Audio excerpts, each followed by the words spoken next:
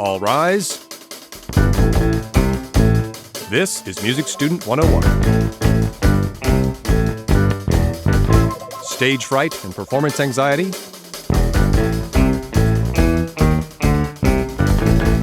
are common obstacles in a musician's life.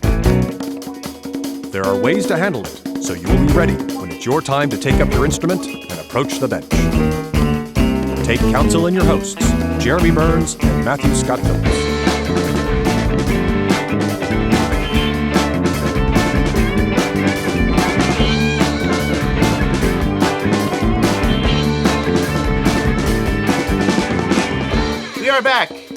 We are back again.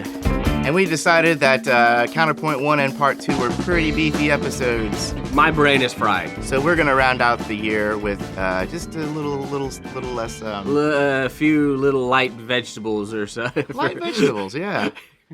Well put. Rather than all that red meat of Counterpoint. But hopefully the Jeremy still hasn't done the third species yet either. He hasn't done his homework. No, I was not going to volunteer that information. But yeah, third and fourth species, actually. It's going to be a handful. But I'm excited. So we have some news. Okay, news is good. We have, do you remember our friends from Musical U? I do.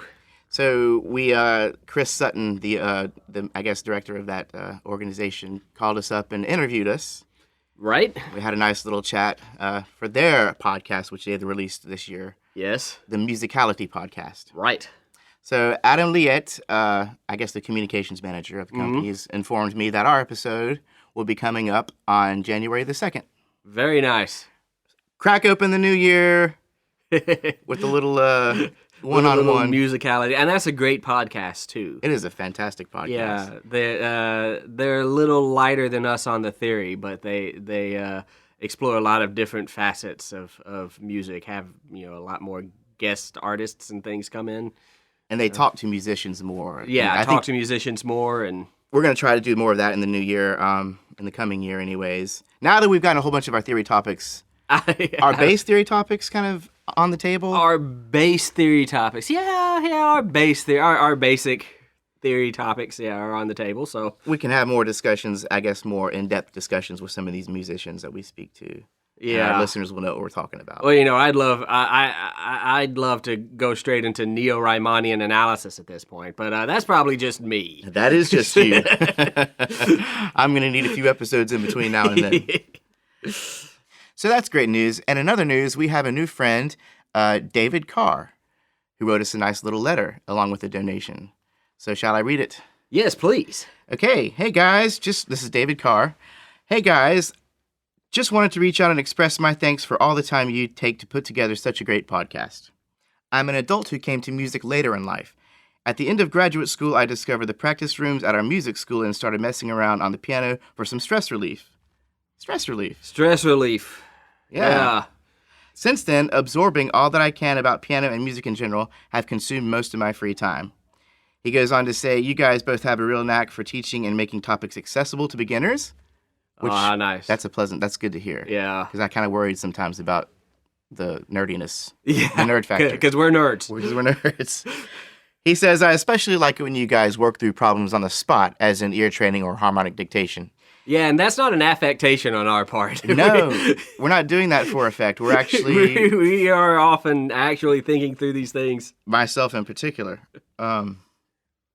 But yeah, he says we have a great chemistry working together. He enjoys the laid-back attitude and relaxed atmosphere that we create.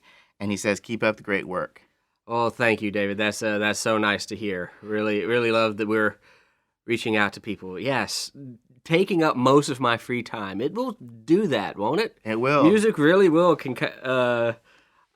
begin to occupy, all of your thinking space. Another thing about David is he's not by any means the first who has mentioned that they're a little later in life and finding music. Right, yeah. And we're finding that a good deal of our listeners are actually these people, these cats that are like these people who come along later and decide to, it's never too late. Yeah, yes. We have Musicality Podcast stresses that, and we stress it as well. Absolutely, yeah, and we agree. It is never too late to get into music. There doesn't have to be an end goal, I mean, you don't have to you don't have to be determined to become famous or, You get over that ego thing. Right, yeah, you get over the ego a little bit, yeah. Man, when I was in college, I was like, okay, I'm 21 years old now. How old were the Beatles when they made it big? Crap. Right. They've already made it big. And here I am. Here I am, yeah. We're past the rock star phases of our lives. Yeah, I feel like. Well, if you think that'll make you feel bad, Beethoven went to Vienna from Bonn when he was 17. Okay. And he got his first stipend from Viennese aristocrats in his early 20s. So yeah, we are way far behind. And Mozart was dead at 33. So. And then there's a whole host of those. You got your Jim Morrison, Kurt Cobain, Janis Joplin, right. Jimi Hendrix. Yeah, all those people died at 27. Yeah. There's this poster called 27 Forever, and it features this whole room full of people who accomplished way more than I have in half the time. But you're also still above ground. So. Yes, that's an accomplishment. I've managed my drug and alcohol intake. My apologies for my coarseness on the deaths of Kurt Cobain and all those other people. They made their mark, and we must. They did. That. They certainly did. They certainly did. So we also have a couple of ratings. Speaking of Ask and You Shall Receive. Oh, nice. We finally found some people actually got up there and rated us on iTunes. Vehicle with Hickle gave us 5 stars. Nice. Thank you, Vehicle. They say, excellent podcast for anyone who wants to learn more about music and music theory. Great for students and hobbyists alike. Very nice. I like it. Thank you. And now for the icing on the cake. Foot Fetish. Foot Fetish. Gives us 5 stars. Oh, nice. Foot Fetish says, music theory well explained. Oh, good. Well, thank you. Which was another one of our goals, right? Yeah, we do try. This obviously is a subject that can be a little dense. Mm-hmm. You know, we try to dole it out in small spoonfuls and you know, explain it as simply as possible. So, and if Foot Fetish is a composer, I would love to hear what kind of music Foot Fetish comes up with. Yeah, absolutely. Yeah, send us your stuff. Send us your stuff. Everybody, everybody, send us your stuff. Let us know what you're doing out there. Let us know how we've helped you. Yeah. Okay, well, thanks everybody again, and without further ado, I suggest we get into this episode. Today's topic, the jury. The jury, which, I'm sitting here without even a keyboard in front of me, so we're going to do zero music theory today. Zero music, all jib-jab. Right, yeah. But this is an important topic, and we touched a little bit on this in our episode on being a performer versus being a musician. Right, yeah. And first, we should probably tell the audience what exactly we're talking about, because this is something kind of specific to the School of Music. Yeah, it's specific to the music major, but then again, all music departments have these without exception that I'm aware of. So they're pretty important. So picture, if you will, a line of nervous little music students kind of going over in their heads their notes, and they're playing on their instruments, trying to be quiet enough not to disturb the other musicians. Some of them. At the end, at the end of this line is a room. You walk into the room. It is just you and your instrument, and a panel. And a panel of your professors. Your professors and other people's professors. And other people's professors. All of which are, masters of the art that you're trying to study. It is a panel of professors. Well, they have to sit there while you, to the best of your ability, crank out stuff. A prepared piece. And then maybe even an improv. Yeah. The idea generally is that you show them what you have been working on this semester. Mm-hmm. And here comes the real scary part. Demonstrate to them that you have progressed over the course of the semester. That you are in some quasi-tangible way better at your instrument or whatever you're doing than you were at the beginning of the semester. And really only your private instructor has a frame of reference, right? Generally, yeah. And this isn't always true, of course, but in my experience, your major professor is kind of the person on that panel who is going to be in your court, so to speak, It's kind of going to be pushing for you. If that person didn't think you were ready to do a jury, you wouldn't be doing a jury. Right. So that person's kind of your advocate. Yeah. But of course, you've got to convince everybody else. Yeah, so you got to make yourself look good, and you kind of need to make them look good too. They're putting Right. themselves on the line for you. Right. Well, that was really one of the most stressful moments. My very first jury was one of the most stressful moments of my life. Now, in high school, I had to take a debate class or one of those speech classes. I did that, yeah. And you had to get up there and speak to the class. And, Right, yeah. Man, that was some sweaty times too. But this whole situation, I was playing All of Me with for my bass. It was Da da da. and it had that Oh, yeah. quarter note triplet that I was still trying to tackle at the time. Right, yeah, right. The Fit three quarter notes in the space of two quarter notes. What the infamous quarter note triplet. Yeah. And I played my piece. I got through with it, and then I kind of got out of my zone and out of my bubble and looked up and looked around, and they're all just kind of looking at me, not smiling or nodding or anything. And I was like, "That's it. Does anybody have anything to say?" And Brian Lauderby, the classical guitar teacher, he just said, "Breathe." How could he hear? How could he know if I wasn't even breathing? But apparently I was not. I could have probably passed out because I don't think I actually took a single breath during that entire performance. Yeah, got to be careful, man. Yeah, somehow I made it out, but alive, having not suffocated myself. But yeah, what was your first jury like? Oh, geez. Let me think. Back to the dark ages. Mm-hmm. My first jury was also on the bass guitar. Uh-huh. I don't remember what I played. It could have easily also been All of Me. You and I had the same teacher, as we've alluded to previously. And I don't think he was there. I don't think he was even there. For No. my jury. Yeah. Oh, yeah. Remember that statement I said about your professor is the person in your corner? Ours didn't even show up. So there was no one in our corner. He might have had a gig that morning, though. He was a very busy man. He was. But if I didn't play All of Me, I played something similar to that. Mm-hmm. Some jazz standard. I want to say I played the melody and then took a turn walking through the changes. Yep. And then went back to the melody or something like that. Yeah, there might have been some improvising in there, too, if memory serves. Yeah, I certainly didn't attempt a solo. Right.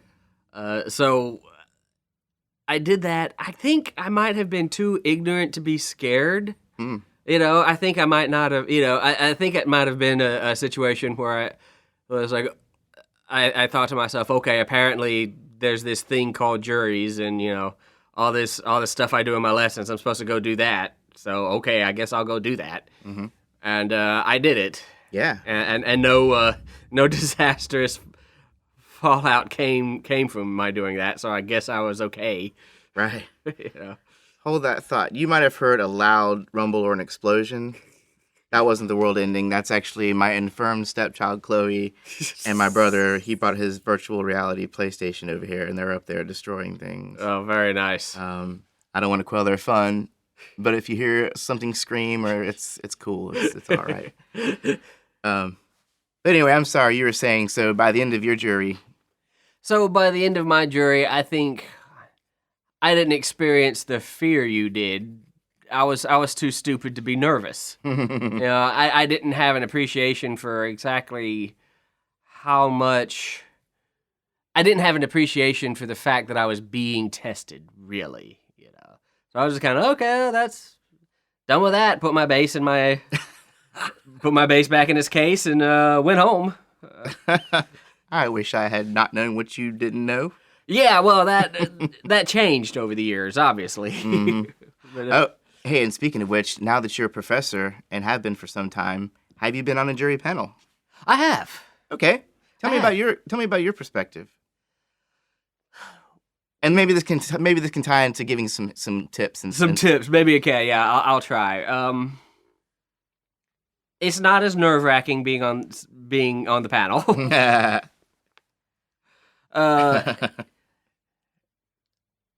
It's a lot like what being a music instructor is like in general, in which you're trying to be both critical and fair. Mm-hmm. I don't think anyone on the panel wants to fail these students, generally. Now, different colleges, different things go on. Some professor may not like your main professor or something. Ah, politics. It does happen, right? Yeah, It can happen. But generally speaking, I've never, in being on a panel, I didn't experience a huge desire to just run these students through the ringer. Right. Even the jerk students?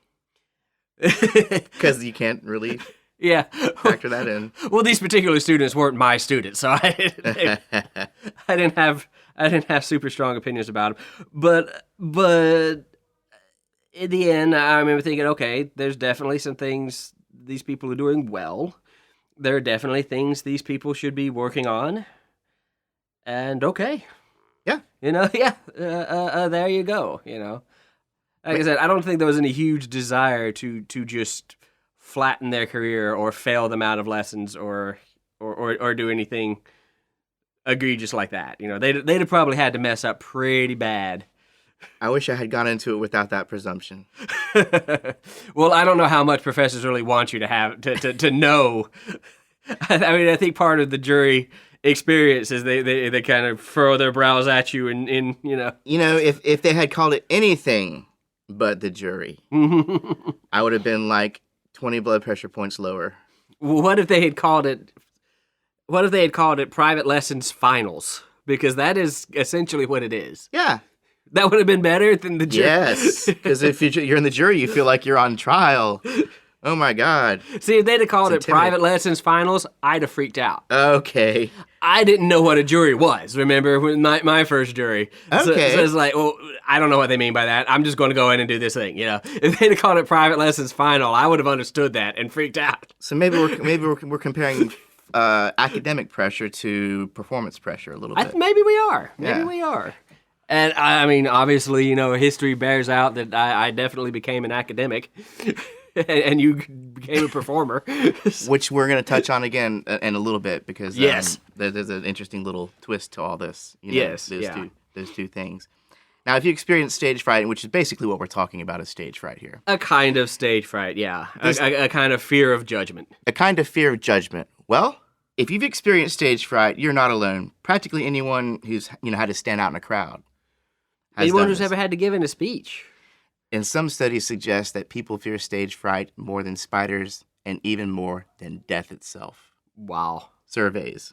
Now, when people are doing these surveys, they might not be taking the time to think about death and its consequences. Yeah, well, death is such an all-encompassing subject, too. That's a different kind of fear, I think. But I think Jerry Seinfeld, I don't know if this was his quote, but he said at one point that if you're going to a funeral, you're better off in the casket than doing a eulogy.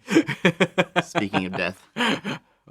Not me. I hate spiders. There's nothing I fear and loathe worse than spiders. But more than stage fright? Oh, yes. Oh, absolutely. Oh, absolutely. Well, just to give you an idea of how common this is, people from and like I said, anyone that's ever had to be in front of people, actors such as Emma Watson, Jennifer Lawrence, Mel Gibson, I've all experienced stage fright. And just a few of the many.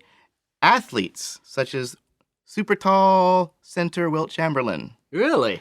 Yeah, Steve Sax was a second baseman for, I think, the Yankees. And he was world champ, but at one point, for some reason, he just could not make a routine pitch to first base from where he was. He was a second baseman. Just because all of those people were watching you. It resulted in 30 errors in one season, to where the syndrome is named after him, bless his heart. Oh, man. The Steve Sax syndrome. He came back, that's just so you know. But it's a funny little thing that happened to him. It also affects public speakers. Abraham Lincoln, hello? Thomas Jefferson? Yeah, famously did not like public speaking, was a stammerer. Yeah. Stammerer? Mahatma Gandhi. Mahatma Gandhi, Matt. Abe Lincoln, Thomas Jefferson, and Mahatma Gandhi. And think about that. This very innate, ingrained fear that all human beings seem to have. When you're a musician, this is what you're putting yourself in front of. Yeah. All the time. Yeah. Every time you step on a stage. It's true. It is just a constant companion to you.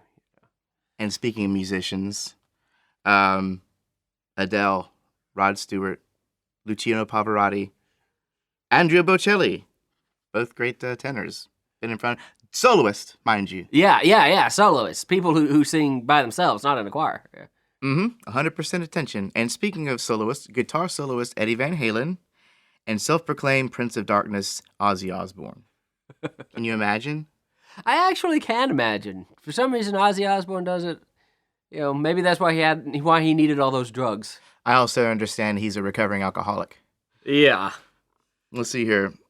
So we were kind of talking about how, musicians who really, really this affects them, they can find other ways to still work with music and still do it, but not be quite in the spotlight, right? Yeah. So maybe if you want to play, you'll join a choir or an ensemble, as opposed to being a soloist or a... It's because it's less direct attention on you. Yeah. If I'm there, I'm the only person, that's 100% attention. If there's two of us, there's 50%, and so on. Yeah. By the time you're in a choir, you're like maybe 3% of the attention, 3% of the pressure. Right, yeah. Now, another way some might suggest that a musician circumvent the whole performance thing would be to get into academia or education. Yeah, huh. Now, I don't know about that, Matt, because if you're in education, you're going to be up in front of a classroom. Usually, yeah. Typically, unless you get into research or whatever. Or private lessons or something. But okay. Your chances of having a career in education and never being in front of a classroom, I would say, are fairly small. Mm-hmm. So yeah, that can be intimidating. It can definitely be intimidating. Speaking of which, let's talk about your first day teaching. my first day teaching. Let's see. Experiences. Looking back, I was thinking. First of all, I got no sleep. The night before. Just I was awake the whole night. Because I was so nervous. It was an 8:00 class. I remember that. I was there at like 6:45. Oh. Yeah. Just nervous earliness, I guess. I mean, I had to make sure that I could get into the classroom, that all the desks were going to be arranged. Because, you just didn't. I was trying to prepare for everything. Yeah. Just absolutely everything had to be perfect. Okay.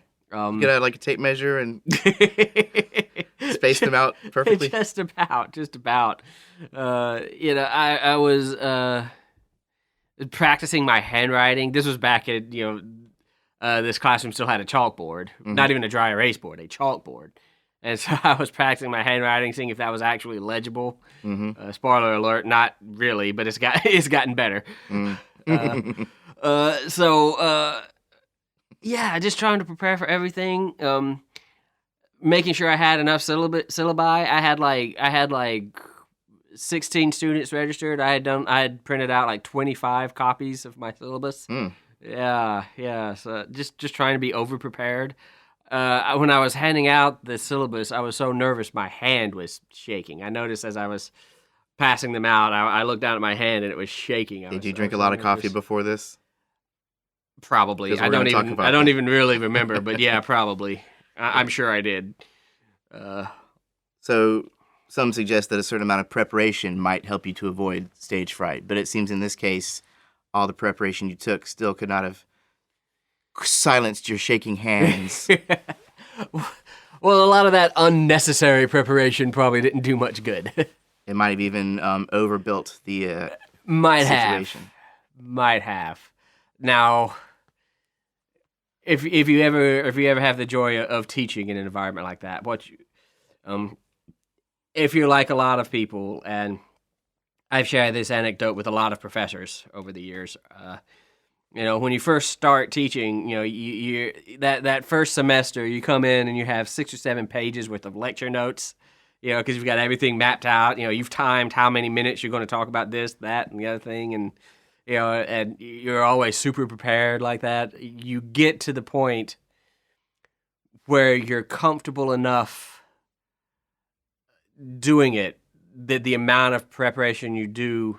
I won't say you do less, but you focus more. You focus more on I'm going to prepare what I want to talk about. I'm going to prepare my pedagogy.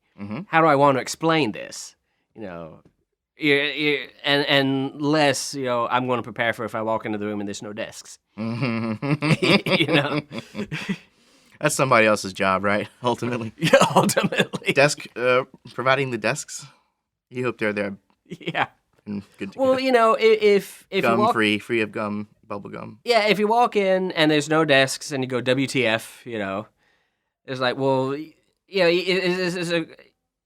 it's a question of having faith in your own ability to handle that situation. You're going to go find desks. You're going to go figure out what happened to your desks. And even if students come in before you solve the problem, they're not going to think you're a bad teacher because you walked in and saw no desks. Right. They're going to see that you're trying to solve this problem, right? That you will lose a lot less points for that than you would if you came in and didn't know a good way to explain what you were supposed to be talking about. One of my professors, who is retired now, actually showed me his lecture notes one day, and it was written on a torn off piece of paper it was about 4 inches across, and he just and wrote like 3 sentences on it, and That's experience right there. That's experience. Yeah, this is a guy that had given that lecture so many times he didn't really need lecture notes. Right? That's confidence. Yeah. Yeah. So there's kind of a music anecdote that you go from 7 pages of lecture notes down to what were we going to talk about today? Oh yeah, okay. So Well, let me ask you this, Matt. Now that you've done this so many times, when you walk into the classroom, do you feel any of those symptoms that you felt that first day? Unless you're teaching a completely new subject or a new environment or something like that.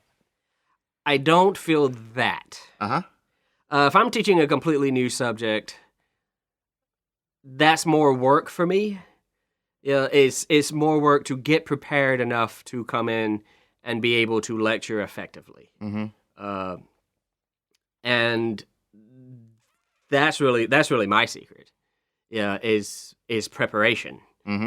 My secret is well, if I feel like I know what I'm going to talk about, I know how I'm going to talk about it and how to present it, then I feel a lot better knowing that. I think it was Sun Tzu that said the best general is not the one with the best plan. He is the one that improvises best when the plan goes wrong. Yeah. And I've sort of adapted that a little. Because the plans never go as planned. Yeah, right. And things have gone wrong. Things have definitely gone. You do come in and there are no desks. And you have to solve problems like that, or the PowerPoint doesn't work, so you've got to do something else. You spent hours making that PowerPoint. Right? Don't have a hard copy. Right, yeah. But if you're prepared, then okay, maybe this is not ideal, but I can just stand up here and talk, BS. We don't BS. We're not. No, never BS. But no, I can sit there and talk about what was on the PowerPoint. Being one of my biggest weaknesses is being beholden to technology. It's like and needing that to see that next slide to know what is coming next. And I hate that. Yeah. I hate feeling like that. So I try to prepare so that doesn't happen. Well, that can easily affect any musician. Yeah. Hey, like our bagpipe player Ryan Morrison for Jasper Cole might not want me to just say this, but sorry, it happens, man. He's got a laptop. He runs his bagpipes through MIDI. Yeah. He has MIDI bagpipes, which are some of the most amazing things I've ever seen, sampled by this cat who has these really fantastic old bagpipes. And but that's how we get on stage. Bagpipes in standard were tuned somewhere in between A and B flat. But with these MIDI bagpipes, he can tune in standard. We're all good to go. But every now and again, the laptop might, just conk out. Just conk out, and he'll have to reset, and we'll do a sea shanty. And we'll regale the crowd with our banter, and he'll give us the thumbs up, and we'll be back and up. But he handles it like a pro. He handles it like a champ, Yeah, and is that faith in your ability to handle something if something does go wrong that certainly makes me feel better, not just as a teacher, but also when I was performing. That faith in my ability to handle, if my bass amp shorted out or something, that the show would still go on. And I think that faith comes from nothing but experience and practice. And having a plan B. And having a plan B. Right. So to tie this all back into stage fright and kind of public speaking, which is the same thing, really, and the fear thereof, these symptoms are actually very similar to your body's responses to life or death situations. Yeah. The flight or flight response. This is not like I got a pimple, so I'm going to look bad tonight. This is something completely This is different. more on that old mammalian brain level of something big with sharp claws is chasing me. Which is ridiculous. You're in a concert hall. People are wearing tuxedos. No one's going to kill you. I mean, unless there's an assassin, Right. which you're not going to know about. Poor Abe Lincoln. Yeah. Rest his soul. But no, some of these symptoms include, and some of these I felt, some of them I can honestly say I have not felt. Okay, But I'll be interested to see if I felt some of these. Yeah, dig this. Dramatic increase in heart rate and breathing. Absolutely. Absolutely. Dry mouth, tight throat, lump in the throat. Maybe not. Maybe not. Okay, how about uncontrollable trembling of the hands, knees, lips, and voice? As previously stated, yes. Absolutely. That's annoying when your lips. My voice hasn't trembled but my lips have trembled. My voice has trembled. What I the think hell's my going- voice has trembled. Okay, butterflies in the stomach.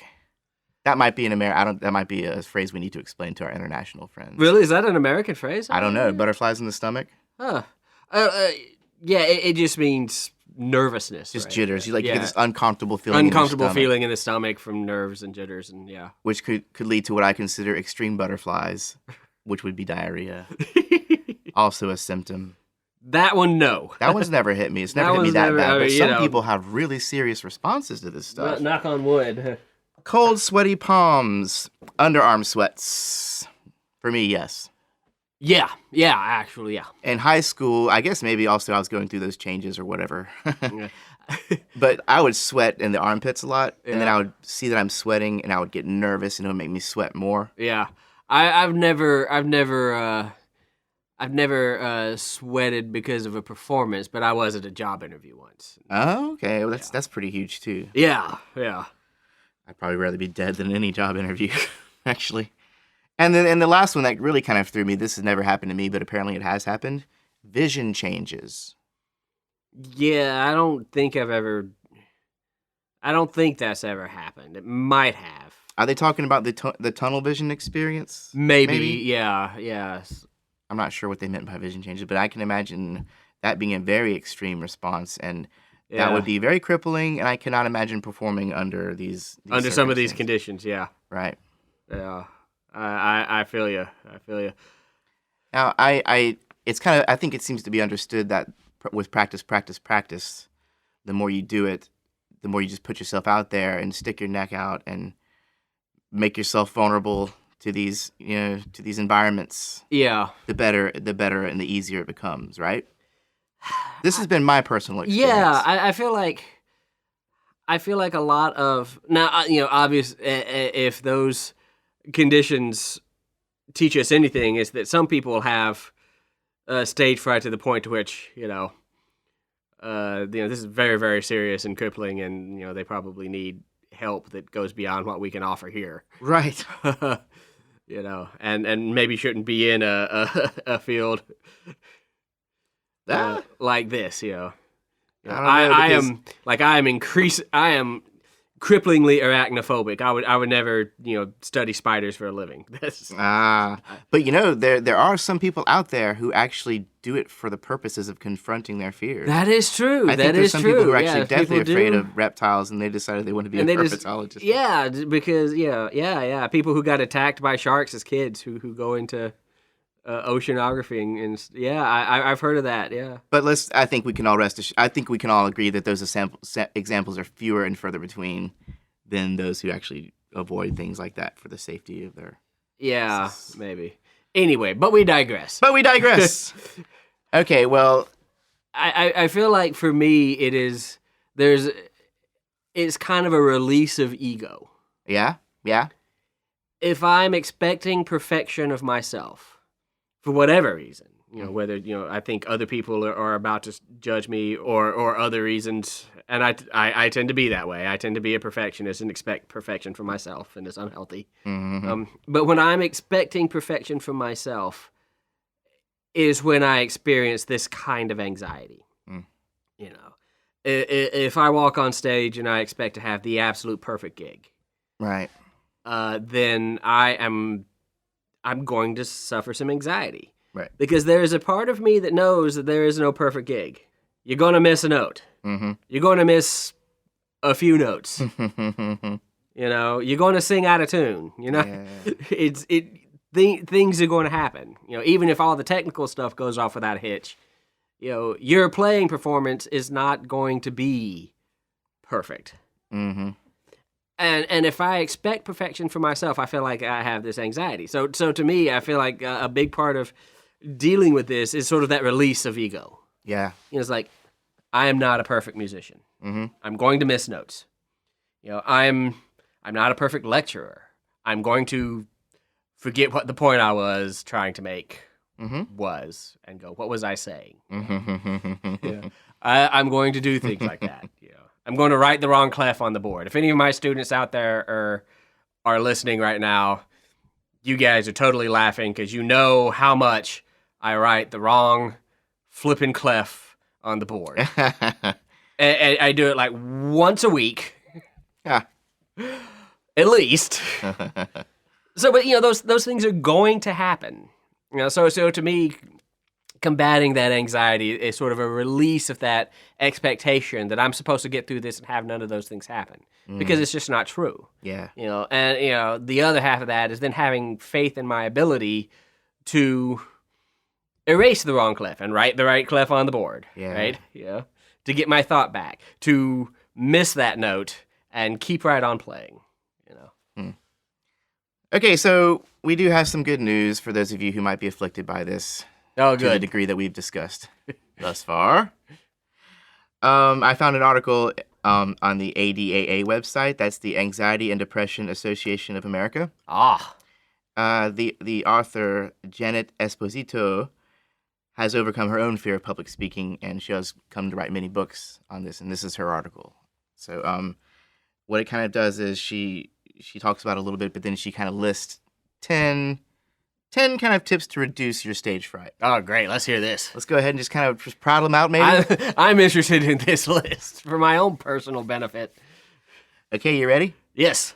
Let's read them together. Okay. Shift the focus from yourself and your fear to your true purpose that is contributing something to the value of your audience. I love that.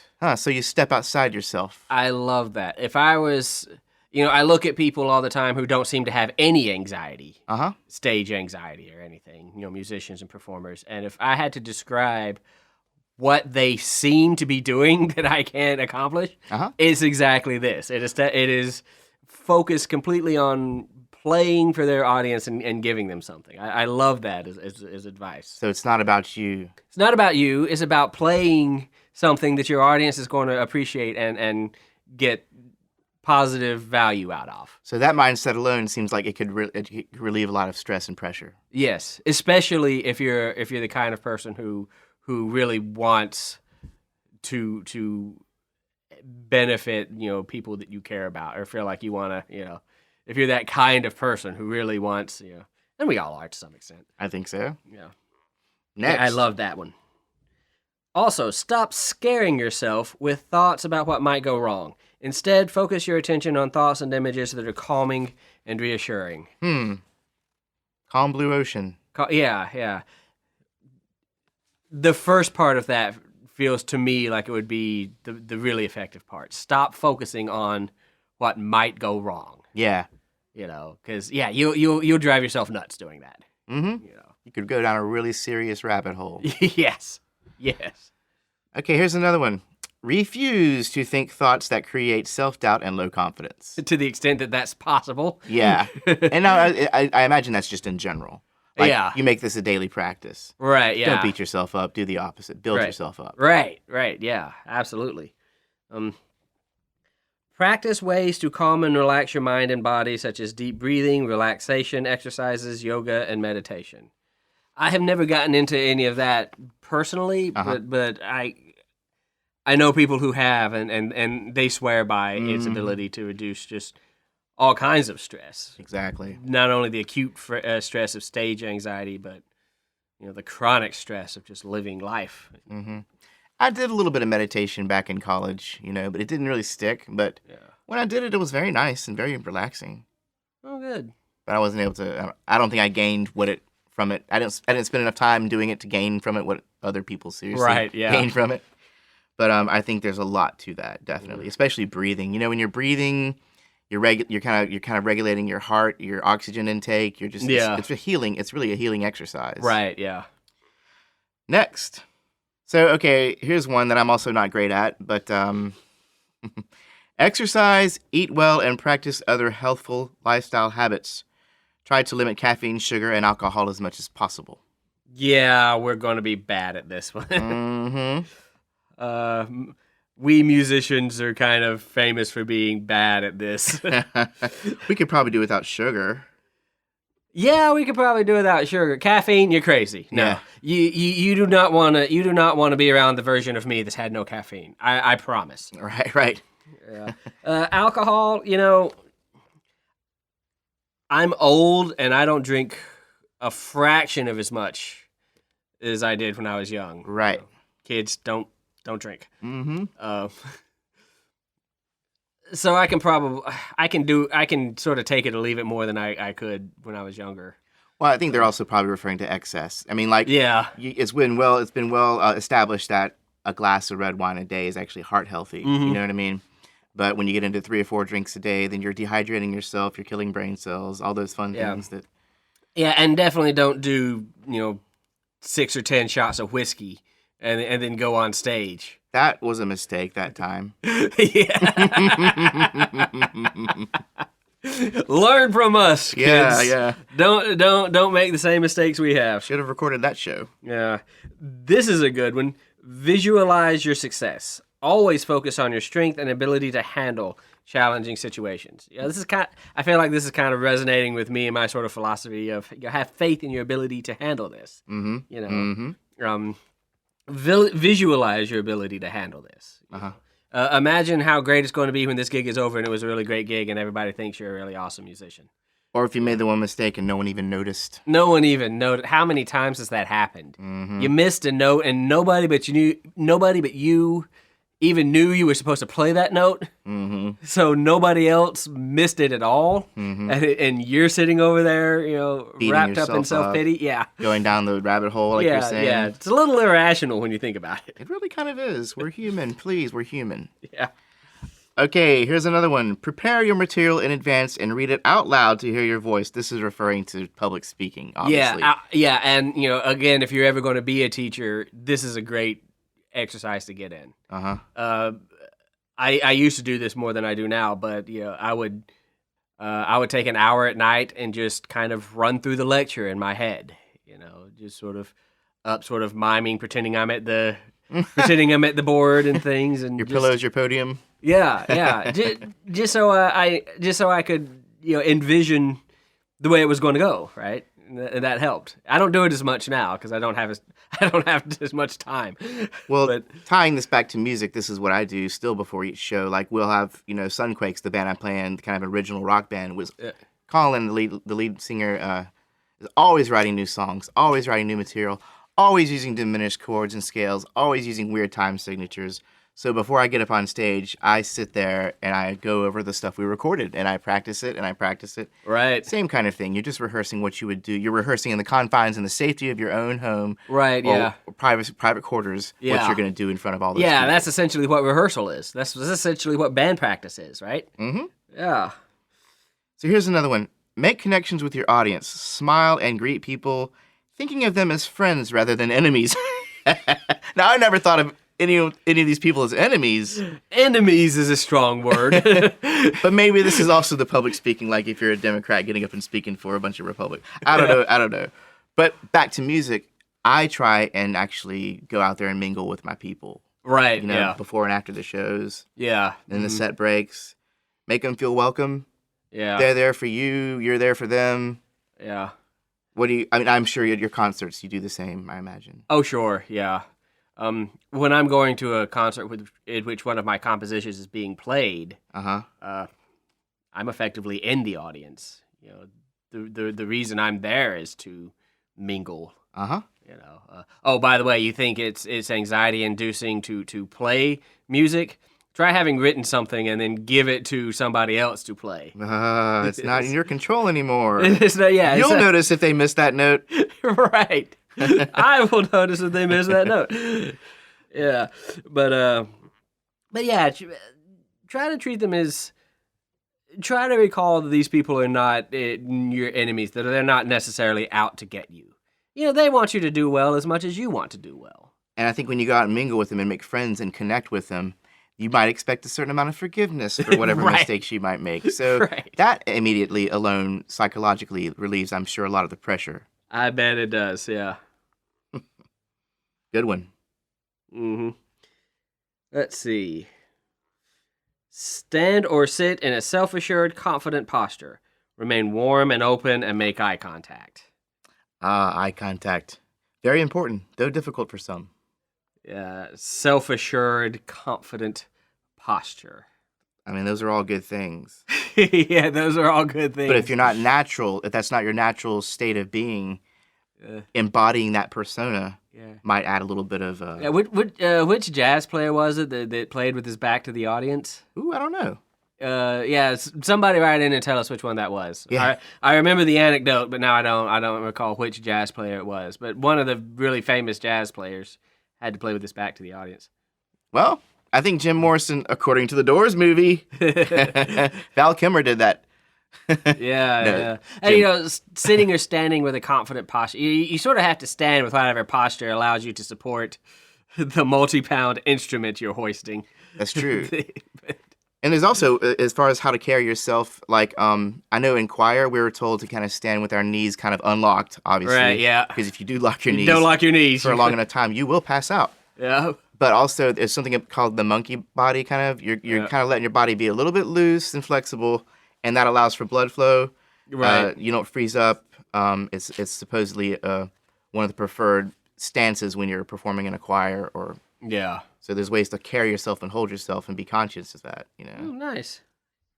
I only bring that up because it might refer more to podium speaking and public speaking rather than performing on a stage, I think they're just talking about exuding confidence in general. It's the whole fake it till you make it thing. If you walk up and you show people that you're confident, you look confident, you act confident, even though you're dying on the inside, you're dying. You're riddled with self-doubt. You've got butterflies. You just want to go home. But if you could bust out your acting chops for just a little bit and exude a certain level of confidence, people might assume that you're worthy of a certain level of treatment. And then all of a sudden, they treat you thusly. Right. And you pick up on that, and all of a sudden, you're embodying this persona. Ideally. Yeah. Easier absolutely. said than done. But on some small level, it can happen. Right. Finally, we have giving up trying to be perfect and know that it's okay to make mistakes. Be natural, be yourself. Yeah, I think I actually said that, didn't I? Mm-hmm. Yeah, like that. It's not, don't expect perfection from yourself. Mm-hmm. Because it's not going to happen. Yeah, nah. We're human. Yeah, we're human. It's not going to be perfect. But I know that the more love and effort you put into your art, and the more attention you give it, the more you cultivate it, the easier and the more natural it comes about when you have to put it out there in front of people. Yeah. If you don't work very hard on your work, you're not sure about your own work. How are you going to be sure about how they respond to your work? Yeah. Preparedness and release of ego, to me, are the two biggest. And let's talk about, before we get out of here today, I'd like to talk about just the whole kind of inching your way into it, kind of like small doses. Building an immunity to stage fright, perhaps? Right, yeah. So what if you just decide one day you're just going to go and bring your guitar to a street corner and just be completely backdrop as people walk by and throw a couple of quarters in your hat or whatever. Or if you just want to whistle in the bus station and look around and see if no one's making ugly faces at you. Right, yeah. There's probably some ways to ease your way into performing and doing stuff in front of other people. Yeah, you don't have to stand on that street corner any longer than you want to, right? If it becomes too much, then pack it up and head home. Didn't we have a funny little conversation once, Matt, about how maybe one thing to try would be to set up a bunch of little dolls, and that would be our audience? Like we're talking to a bunch of little dolls. We never did that, but that might have been kind of funny. But that's something you can do. But set up a bunch of little... This is probably something the kids might do more than us, but because we don't have dolls. I don't have dolls. I have action figures. Thank you very much. But yeah, putting up like a little audience, like, yeah, cardboard cutouts or whatever. that could work if you want to really put the effort in. I'm actually composing a piece right now that is based off artwork that uses dolls, and I would not recommend listening to the piece I'm composing based on this because it will freak you out. But I can already tell it's going to be creepy, isn't it? Yeah. There's going to be some diminished stuff happening in that. It's going to be a little messed up. It's going to... Okay, so one more thing I was going to mention. I found a really cool website called majoringinmusic.com, and there was an article called Reducing Music Performance Anxiety by Ruth Rootberg. And she's talking about something called the Alexander method. And it's kind of a breathing method. It's I've heard of this. Have you heard of this? Yeah. What have you heard? Just that. It's kind of a breathing method to help reduce anxiety. Mm-hmm.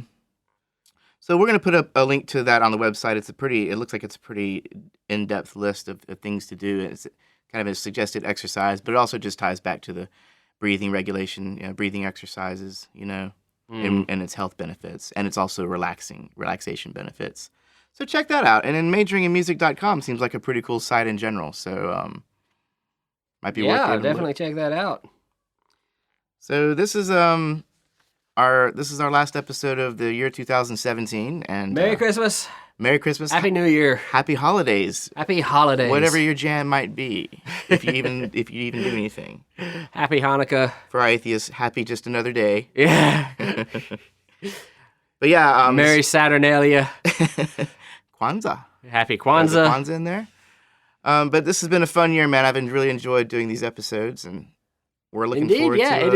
It has been great, and we have so much good stuff to talk about coming up in the next year. We can't wait. We're just getting started. Oh, hey, let's try this in the new year.